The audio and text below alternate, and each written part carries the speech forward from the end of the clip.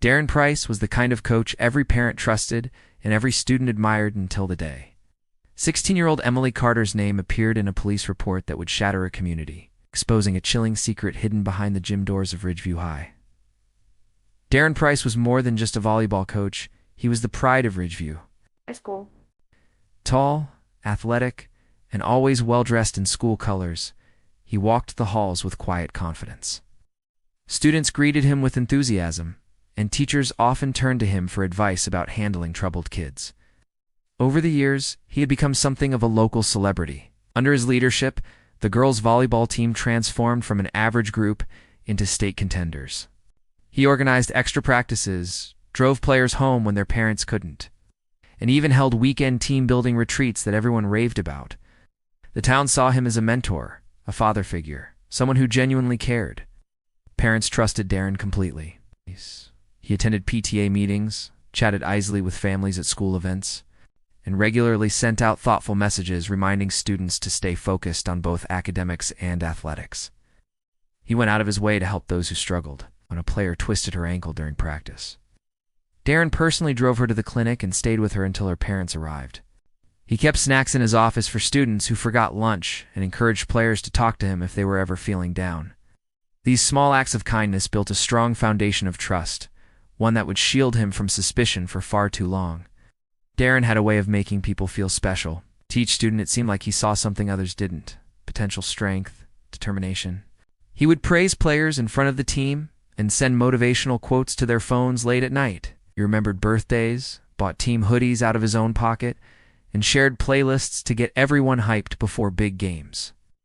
In a school where many students came from broken homes or faced personal challenges, Darren provided consistency. He created a sense of belonging, and in doing so, positioned himself as someone indispensable. No one questioned how much time he spent alone with certain players. After all, he was the coach. One-on-one sessions were common, especially for top-performing athletes. He often stayed long after practice ended, offering extra training to girls who wanted to improve. If a player missed the bus, Darren offered a ride. If someone looked stressed, he offered to talk privately in his office. These moments, viewed from the outside, looked like nothing more than a dedicated coach going the extra mile. But there were signs subtle, easy to overlook. A player who began dressing differently, another who stopped speaking to teammates. A few parents mentioned that Darren seemed involved in their daughters' personal lives, but they were quickly reassured by his reputation. Everyone wanted to believe the best in him. Why question the man who brought trophies to their dusty old gym, who helped their kids believe in themselves? What no one realized was that Darren had spent years building a perfect image. An image so carefully crafted that even when quiet concerns started to surface, most people dismissed them. They didn't want to look too closely, and Darren counted on that. It started with a rumor. One girl told another in the locker room that Coach Price was texting her late at night. At first, it didn't seem like a big deal. He texted all the girls from time to time, especially during the season. But something about the way she said it, almost whispering, made others take notice. The texts weren't just about volleyball drills or encouragement. They were personal. He asked her what she was wearing, if she ever thought about him outside of practice, if she trusted him enough to keep secrets. She deleted them as soon as she read them, but the unease lingered. A few of the girls began keeping their distance from Darren, while others grew more attached. Some seemed jealous, others nervous. The atmosphere around the team grew tense.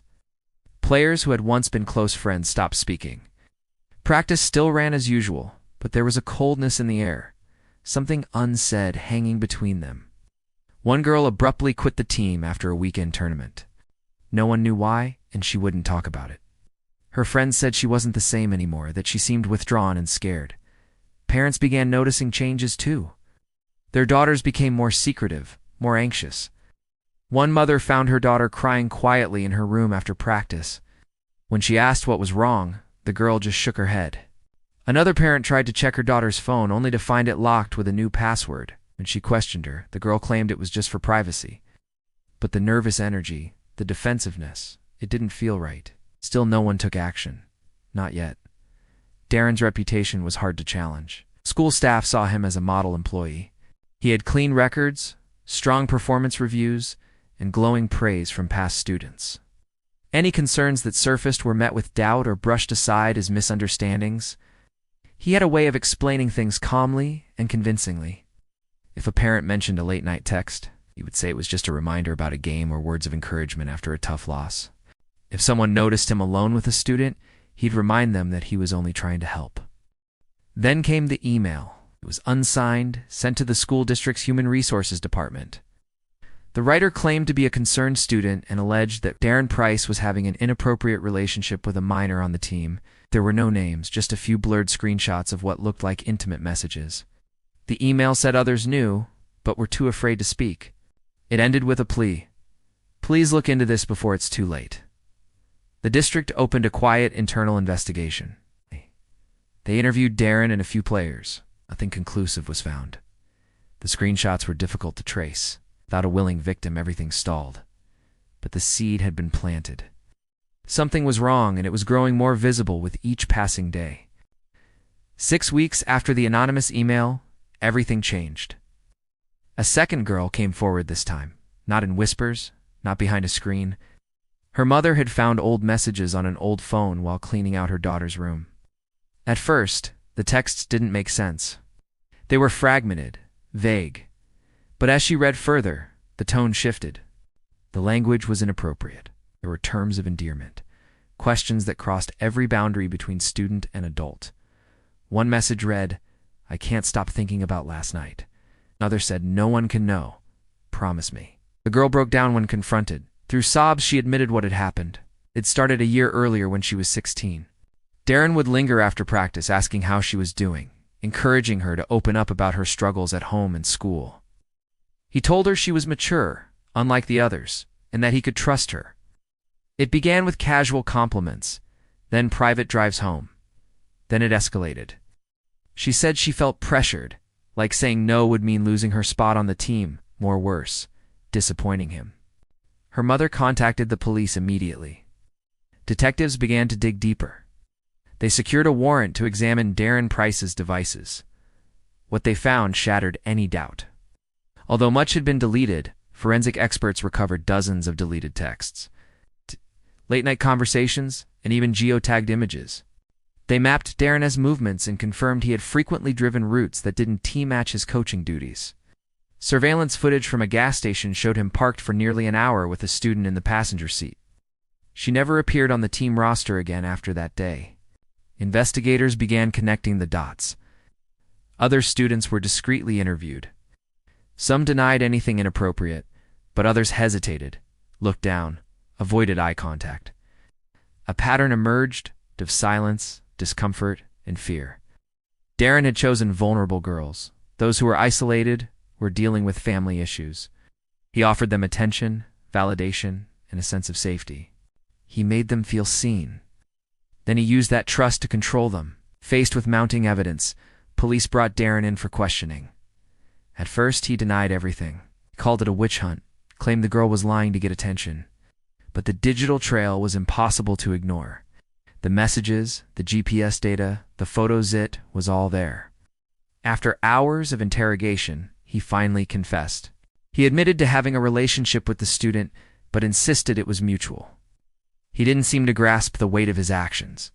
To him, it was a mistake, a lapse in judgment. To the law, it was sexual misconduct with a minor. Darren Price was arrested and charged. News of his confession spread quickly through the school and the town. Parents were furious. Teachers were stunned. The girls on the team felt betrayed. He had been their coach, their mentor, their guide, and now he was exposed as something entirely different. The town of Maple Ridge had never seen a scandal like this. As news of Darren Price's arrest spread, shock turned into disbelief, and disbelief quickly gave way to rage. Social media lit up with angry posts. Parents began calling the school in droves, and reporters camped outside Ridgeview High. Darren's smiling photo from the school website was suddenly everywhere, now paired with headlines that detailed his charges. The same man who had once stood proudly at championship ceremonies was now led away in handcuffs, his head bowed, avoiding cameras. The school district scrambled to contain the fallout. An emergency meeting was held where parents demanded answers. How could this have gone on for so long without anyone stepping in? Why weren't the early concerns taken seriously? Several staff members were placed on leave while the administration reviewed past complaints. The principal issued a formal statement promising full cooperation with law enforcement, but it wasn't enough. Trust had been broken.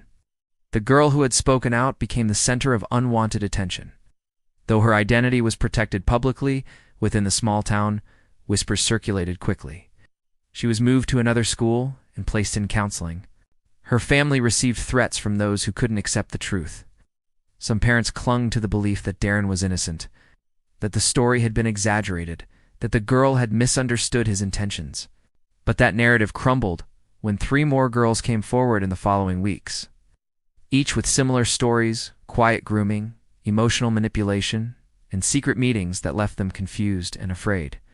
Their statements painted a clear picture. Darren had operated carefully, using his status to mask predatory behavior. He built trust with parents, befriended students, and used his authority to blur boundaries. Each victim had thought they were special, chosen. When they started to feel uncomfortable or tried to pull away, he used guilt or fear to maintain control. None of them had felt safe enough to tell anyone until one girl finally did. The district launched an internal review that uncovered troubling gaps. There had been informal concerns over the years, small incidents brushed off as misunderstandings. A parent had once mentioned Darren being too familiar with students. A former staff member recalled seeing him hug players a little too long after practice. But nothing had ever been formally documented. With no paper trail, there had been no real investigation. The system had failed, and now the cost was visible for all to see. Former students began posting online, sharing mixed reactions. Some defended him, unable to reconcile the man they knew with the charges. Others hinted at memories that suddenly made sense in hindsight, moments that had felt strange but never spoken of. The community divided into those who wanted justice and those who wanted the story to disappear. But the truth could no longer be buried. Darren Price had fooled a town, a school, and a generation of students. And now the town was left to pick up the pieces of a legacy built on lies. The trial of Darren Price drew national attention.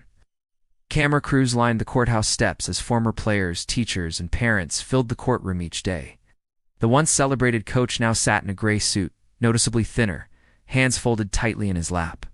His expression was blank as the prosecution laid out the timeline of manipulation and abuse, supported by a flood of evidence, text messages, GPS data, and victim statements.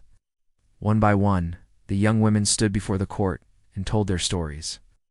They described the way Darren made them feel important, how he crossed boundaries under the guise of mentorship, and how the confusion eventually gave way to fear and shame.